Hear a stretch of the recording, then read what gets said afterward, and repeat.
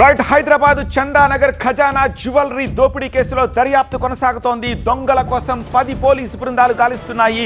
6 దొంగలు లోపలకు చొరబడ్డారు. వస్తూనే సెక్యూరిటీ సిబ్బందిని గన్తో బెదిరించారు. 3 వ్యక్తులు జ్యువెలరీ షాప్ స్టాఫ్ అందరినీ ఒక చోట కూర్చోబెట్టారు. మరో 3 ఆభరణాలను చోరీ చేశారు. అద్దాలను చేతులతోనే పగలగొట్టేశారు దొంగలు. ఈ క్రమంలో ఒక దొంగ చేతికి గాయాలయ్యాయి. మొత్తం 3 బ్యాగుల్లో ఆభరణాలను ఎత్తుకెళ్లిపోయారు నిందితులు.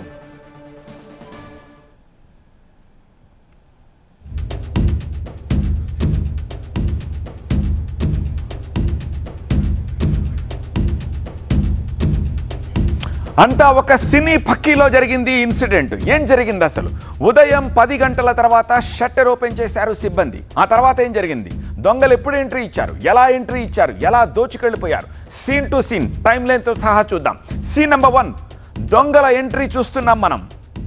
చూడండి, మాస్కులు పెట్టుకుని టోపీలు ధరించి చాలా తాపీగా లోపలికి ఎలా ఎంటర్ అయ్యారు. అప్పుడు సరిగ్గా ఉదయం 10 గంటల 35 నిమిషాలు అవుతోంది. ముందు వీళ్ళు రెక్కి నిర్వహించారా, సడన్గా ఎంట్రీ ఇచ్చారో తెలియదు, కానీ గన్తో నేరుగా సెక్యూరిటీ సిబ్బందిని బెదిరించారు. ఆ సీన్ చూసి అక్కడి వారంతా హడలిపోయారు. ఇక సీన్ నెంబర్ 2 చూద్దాం. ఇది సీన్ నెంబర్ 2. 6 క్షణాల వ్యవధిలో లోపలికి వచ్చేశారు. ఎవరైనా కదిలారో కాల్ చేస్తాం, అక్కడ ఒక మూలన కూర్చోండి అన్నట్టు బెదిరించారు. వాళ్ళందరినీ ఒక చోటకు తీసుకొచ్చి కూర్చోబెట్టేశారు.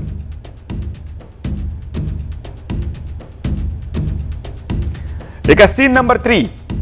ఈ దృశ్యాలు చూడండి. ఈ దృశ్యాలు చూస్తే మాత్రం ఖజానాను ఖాళీ చేసేందుకు ముందుగానే వీళ్ళొక పక్కా పన్నాగం పన్నినట్టుగా కనిపిస్తోంది. కనిపించిందంతా బ్యాగుల్లో కుక్కేసుకున్నారు. Scene number 4. ఈ సీన్లో మరో దొంగ బ్యాగులు నింపుతున్నాడు. ఇలా వచ్చి అలా ఖజానాను ఖాళీ చేసి వెళ్ళిపోయారు దొంగలు.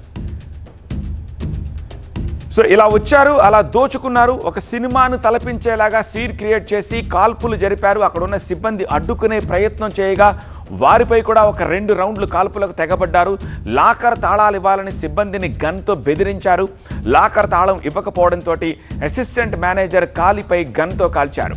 లోపలకు వెళ్లి బంగారు ఆభరణాలకు సంబంధించిన స్టాల్స్ను పగలగొట్టారు. అడ్డొచ్చిన సిబ్బందిపై దాడికి పాల్పడ్డారు. పోలీసులు వచ్చేలోపే దొంగల ముఠా అక్కడి నుంచి జారుకున్నారు. దోపిడీదారులు జహీరాబాద్ వైపు పారిపోయినట్టుగా పోలీసులు అంచనా వేసి ఆ దిశగా దర్యాప్తు చేస్తారు. దోపిడీకి పాల్పడ్డ ఈ గ్యాంగ్ ఎవరు? స్థానికులా లేక బయట నుంచి వచ్చారా అని పోలీసులు విచారిస్తున్నారు.